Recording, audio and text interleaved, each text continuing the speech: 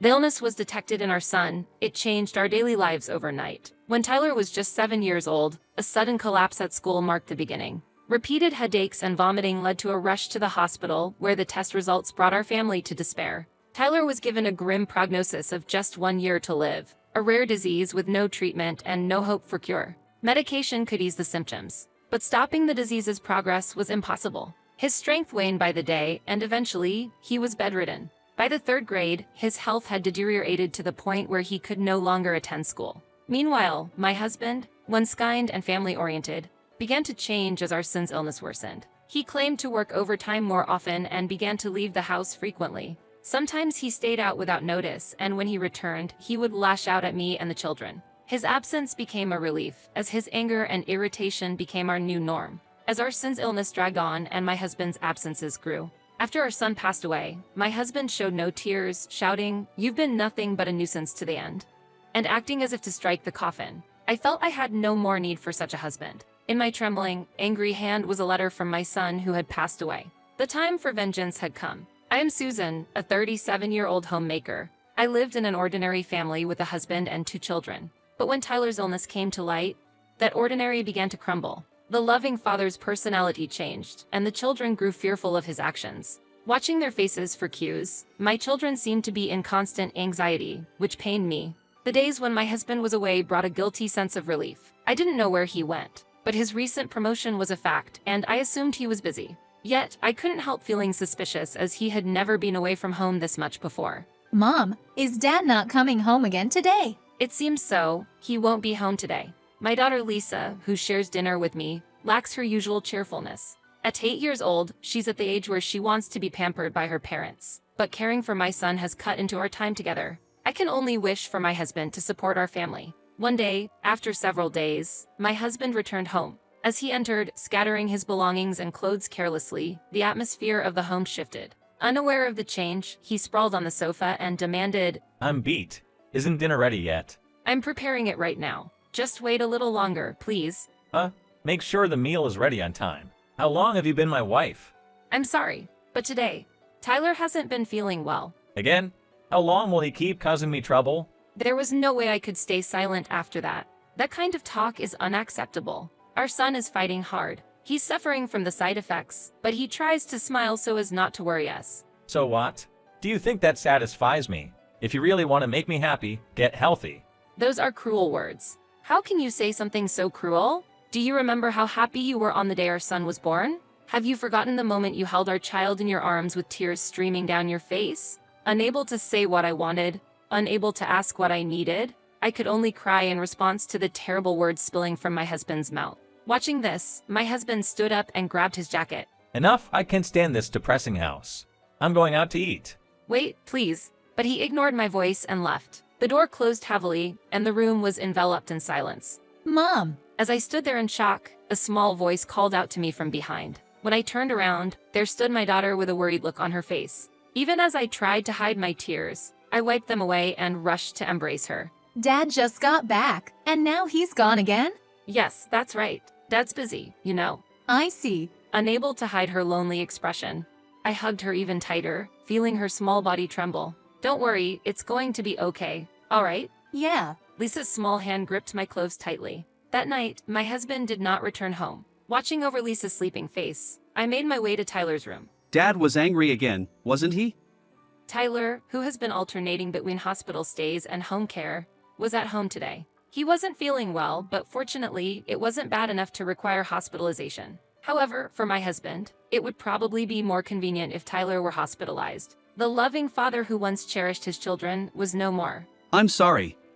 You don't have to apologize, Tyler. You haven't done anything wrong. But Dad's just busy with work and a little frustrated. He's trying hard for us. As I stroked my son's head, trying to offer comfort, he closed his eyes in contentment. Tubes were connected to his body, a painful sight. Yet, Tyler smiled, a kind and considerate son even in his own suffering. Despite trying so hard, holding back tears, I offered him a gentle smile. "You seem to be getting better. Think you can eat something?" yeah, maybe a little.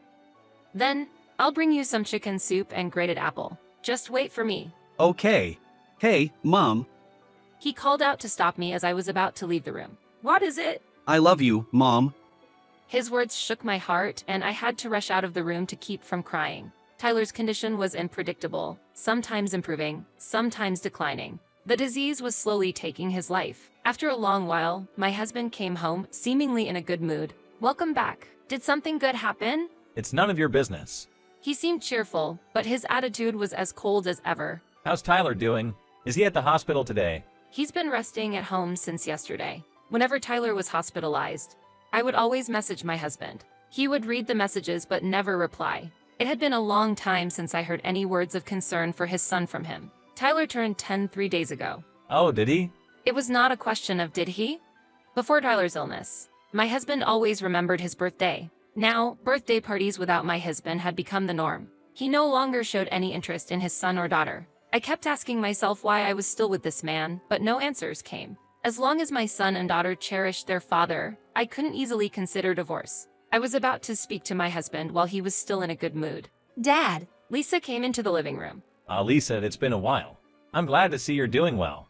I made a sour face at my husband's sarcastic remark, which he seemed not to notice. hey, Tyler wants to see Dad. Really? Both my husband and I were surprised by Lisa's words. Tyler wants to see me? When my husband asked for confirmation, our daughter quietly nodded. He says he wants to have a man-to-man talk with you. Normally, my husband would dismiss such requests as a nuisance, but he seemed to be in a good mood today. Though he appeared slightly reluctant, he went to our son's room. As I let out a breath of relief, I asked Lisa, "What did your brother want to talk about?" I don't know, but when Tyler was alone in his room, he heard Dad come back. Then he said he wanted to talk to Dad. He said he wanted to have one last talk with him. The last. I was shocked by my inquiry. Could it be that Tyler understood that his time was limited? When his illness was first diagnosed, the doctors gave him only a year to live. He had fought hard for 3 years, but his time was drawing near. I never found out what my husband and son talked about that day. When my husband came out of Tyler's room, he was clearly in a bad mood. He wouldn't tell me anything about their conversation. When I asked my son about it, he just said it's a secret between men and wouldn't share anything. I was filled with a mix of anxiety and curiosity about their interaction. Then, a month later, on the day when my husband unusually and quietly went on a business trip instead of staying out overnight, Tyler, with a sudden turn for the worse, Tyler quietly passed away as soon as we got him to the hospital. His face was peaceful, free from any pain. As if to ease our sorrow, he had taken his last breath quietly. My dear son Tyler, my first child, and a beloved brother. No matter how many times I call his name, his eyes will never open again. Holding my daughter Lisa, I cried. We cried out loud together, but there was no time to grieve. I immediately contacted our relatives, and family from both sides arrived swiftly. The grandparents met their grandson and wept bitterly, and seeing them, tears overflowed again. Afterwards, leaving the exhausted and sleeping Lisa in my mother's care, I was consumed with arranging the funeral and dealing with the hospital among other procedures. The busyness helped me forget the sorrow. My parents and in-laws were worried, but I kept moving with a forced smile. This was all new to me, and I was mentally and physically exhausted. But we managed to get through it with the help of my father and father-in-law. My mother and mother-in-law also took care of the house and Lisa, without which I wouldn't have managed. My father-in-law John exploded in anger. Normally my husband should have been the one taking action, but in his absence, John raised his voice fiercely. My husband is on a business trip. On a business trip at a time like this? Impossible. I'm calling him right now. Saying so, my father-in-law called my husband. I could hear the intense argument with my husband from afar. This meant my husband was in a bad mood. I had an ominous feeling that something else might go wrong, and that premonition soon became reality. A few hours later, my husband appeared, clearly in a foul mood. I was in the middle of an important business trip. What if this messes up the deal? My father-in-law responded strongly. Your son has died. It's unthinkable to prioritize work over this. Cut ties with such an unreasonable company. My husband couldn't argue back and glared at our son's coffin, shaking with anger. Always getting in my way. And unbelievably, he struck the coffin. He was immediately restrained by my father-in-law, handled roughly. Witnessing this, I felt something break inside me. However, it wasn't the time to show those emotions. At least for now, I needed to endure. The funeral began, and my husband Keith became silent. Tyler, why have you left your dad all alone? He began to cry. He shed tears, but whether his grief was genuine, I couldn't tell. During the funeral, I doubted my husband's true feelings. I clearly witnessed him using eye drops to feign tears. Not a single real tear flowed from his eyes. To strangers, he might appear a tragic father, but to me, his act was transparent. At that moment, something definitive changed within me. As the funeral neared its end, it was time to read the letter left by our son. There's a letter? Yes, it's Tyler's last will. It was kept in the locked drawer of his desk in his room. Lisa found it and told me about it.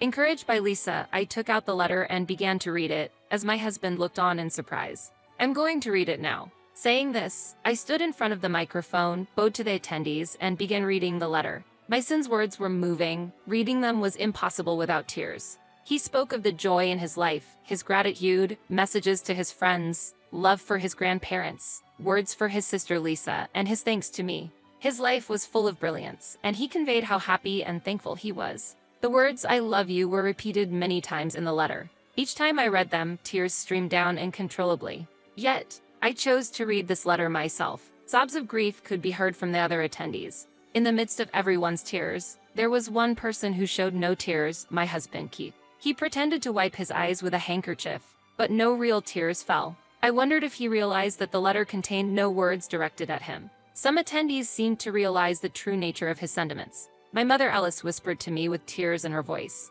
Susan, are there no words for his father in your son's letter? At her question, my tears stopped. There are. I'm about to read them now. I could not keep crying. What was coming next was the most important part. "To Dad," I began, raising my voice. At that moment, my husband Keith suddenly looked up, his cloudy eyes perhaps reflecting the image of his once living son. What had he been expecting? Praise as a father? That was out of the question. "To Dad, if you want to have an affair, please release Mom and Lisa and leave." I continued to read, and the room stirred, but I kept reading. "Remember the day we talked, just the two of us, Dad? You were so cheerful telling me about it." The words from my son's letter caused an even greater murmur in the crowd. He was talking about his father's affair, revealing how his dad boasted about his young and cute lover. Wait a minute, this is... Amid his panicked voice, my father-in-law John quickly grabbed Keith's hand, restraining him. My husband was immobilized, and I continued to read the letter. "Her name was Jasmine, wasn't it? You even showed me photos of you two entering a hotel. Mom, Dad's phone has all the evidence, so secure it before he can delete it." That's just... However, his attempt to explain was cut off by my father-in-law. "This is clear infidelity." And the letter from my son went on. "Mom, I'm sorry. While I was sick and you were busy taking care of me, Dad was having an affair." What are you talking about, you? His outrage was dismissed by my father David. Who do you think has been supporting the lifestyle you're living? I employed you because I love my daughter, Susan. The money you've earned is for the family. I didn't hire a son-in-law just to make my daughter happy. Keith looked at his father-in-law David with a bewildered expression. Indeed, he worked for a rather large company run by my father. His smooth promotions were, shamefully, because he was part of the family. If he had been sincere about his job, that would have been commendable. But it seemed that was not the case. I was shocked when I checked at the company. You told Susan and the kids you were working overtime or on business trips, but in reality, you were skipping work and leaving early. Your affairs have also been exposed. Who do you think has been providing for you? Tyler was struggling with a painful illness but still managed to smile. Lisa cared for her brother, and Susan was selflessly working hard for the family. What were you doing? Don't act so high and mighty when you've done nothing. Trembling, Keith sat down on the ground. Around him, a crowd of relatives had gathered, all casting cold glances at him. From them came a torrent of harsh words, unforgivable, utterly irresponsible, lacking in decency. And finally, my husband began to cry. I continued to read my son's letter. "The dad I once knew no longer exists. The person here now is someone I deeply despise. If there's any conscience left in you, leave the inheritance to Mom and go away. Mom, I was supposed to protect you, but now I can't. When I'm gone, live freely with Lisa. You should divorce Dad." Pausing, I looked up for a moment. "Mom, Lisa, be happy. Your happiness is my happiness." Tears fell down my cheeks again, and the room was enveloped in a somber silence. The only sound was the crying of those lost in sorrow. Lisa, embraced by her grandmother, was crying but suddenly lifted her tear-stained face. "I hate Dad so much." At that moment, my husband completely broke down. It was unclear why he was crying, but no one felt sympathy for him. After the funeral, I divorced my husband. Thanks to my son, we had ample evidence of infidelity, and my husband had lost all will to resist, so the divorce was settled smoothly. The outstanding lawyer my father introduced was not even necessary. Everything went that easily. Keith's excuse was that he felt lonely. The family was all focused on the son and my wife. He murmured in a low voice, but I no longer felt any empathy for his self-centered excuses. The real loneliness was felt by my son and daughter. Yet, he acted as if he was the only victim. Wasting any more words on him would have been just a waste of time. Afterwards, my ex-husband was ordered to pay a lump sum for alimony and child support. Considering the money he had spent on his affair, he shouldn't have had the means to do so. However, it seemed that my father-in-law had advanced the funds. My in-laws felt a deep sense of apology for their son's actions, and I accepted the money with gratitude. I harbored no resentment towards my in-laws. The fault lay in my ex-husband's actions, not with them.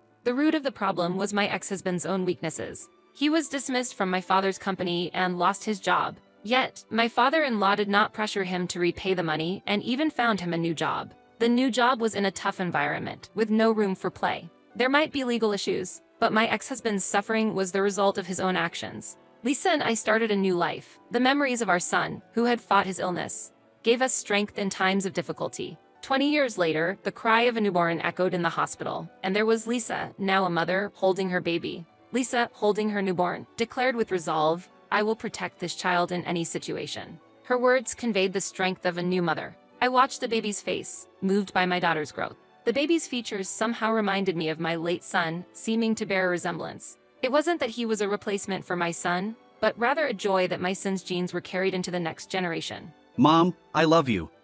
It was as if I could hear my son's voice, and I gently wiped the tears from my eyes.